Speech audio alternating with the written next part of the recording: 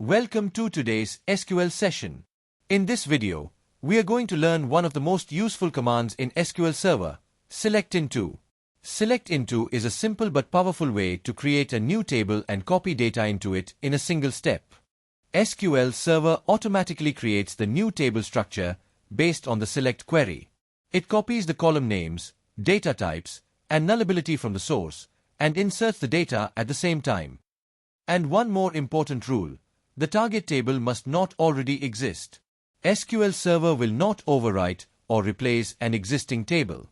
Select into is extremely useful for quick backups, staging tables, transformations, analytics, and ETL processes. It is usually faster than writing a create table followed by an insert into, because SQL Server performs both operations internally with minimal logging. Another great advantage is that select into can be used inside stored procedures to create temporary tables or intermediate result sets. This is very common in real projects where we need to prepare filtered or joined data before returning the final output. Before examples, let's be precise about what select into copies and what it does not copy. So these are the things that select into does copy. It copies the column names. Column data types inferred from the select expression. Null not null column attributes, as inferred. Values returned by the select, including computed column values as literal values. And identity column values if you explicitly select them. Now that we understand what select into does copy, it's just as important to look at the other side, because this is where many people get confused. Let's move on to the things that select into does not copy.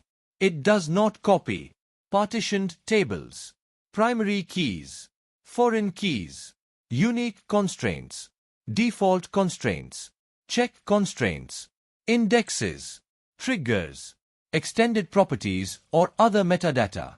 And also, having order by in select into does not guarantee insert order.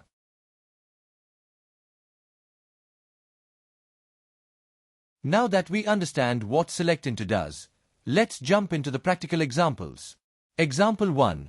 Basic select into, permanent table or temp table. Select star into employee backup 2025 from employees. This is the most basic use of select into. The first query creates a permanent table called employee backup 2025 and copies all rows and columns from the employees table. The table is created instantly. We don't need to write create table manually. The second query shows how to copy data into a temporary table using select into. Select star into hash temp employee backup from employees. Temp tables start with a hash and exist only for the current session. This is very useful for testing, debugging, or using select into inside stored procedures. Both of these examples copy the full structure and all data from the employees table. Example 2. Select specific columns into with alias. In this example, we are not copying the entire table. We are selecting only specific columns and also renaming product name to item name using an alias. The new table product summary will contain only these 3 columns, and the alias becomes the actual column name in the new table.